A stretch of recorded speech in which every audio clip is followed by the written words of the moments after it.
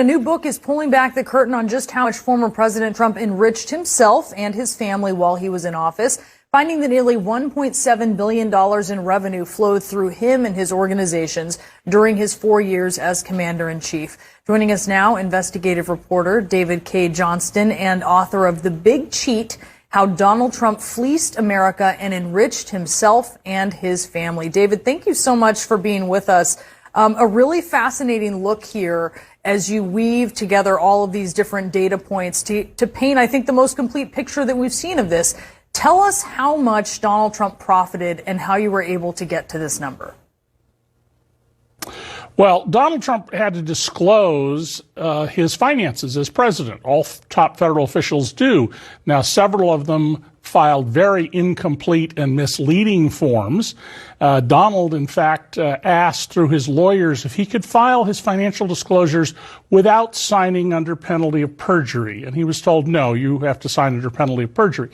And of this, more than $1.6 billion that flowed across the books of the Trump Organization and to Donald after expenses for those businesses. This is before expenses for those businesses. A lot of it came from the taxpayers. Donald did everything he could to make sure that the taxpayers were putting money into his businesses, hundreds of millions of dollars. Yeah, it's fascinating. The Secret Service, as you mentioned, was charged a regular rate during the pandemic at hotels that were largely unoccupied. And, you know, you also talk about it just before the 2020 election and then on his way out the door with Stop the Steal fundraising, he rakes in $500 million.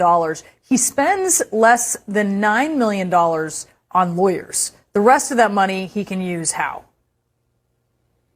Oh, he can spend it on himself. And I expect that once he is indicted in Manhattan and perhaps other jurisdictions, a lot of that money will go to criminal defense lawyers.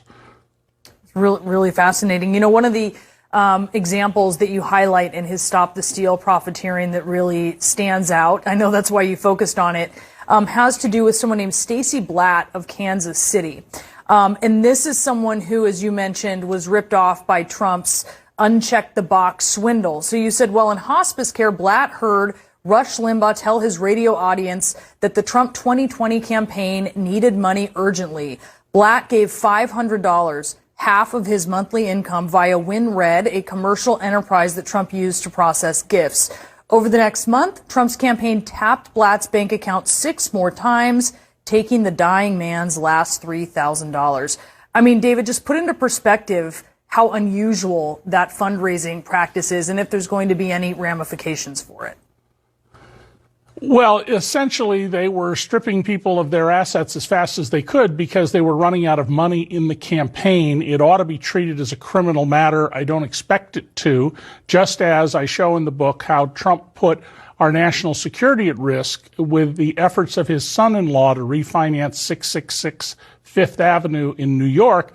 And we became in the bizarre position of the President of the United States attacking Qatar, where we have our most important military base in the Middle East, and aiding the Saudis, who did end up ultimately helping the Kushner family. The profiteering that went on here, particularly by Jared Kushner and Ivanka Trump, is just extraordinary, and in any previous administration would have been dominant front page news day after day after day, and yet a lot of this was sort of lost in the background, Brianna. Yeah, and you make it clear, look, this was not obviously to the benefit of the United States and its position in the world. It was to the benefit of the Trump family for sure. David Cay Johnston, fascinating read. Thank you so much for being with us. Thank you.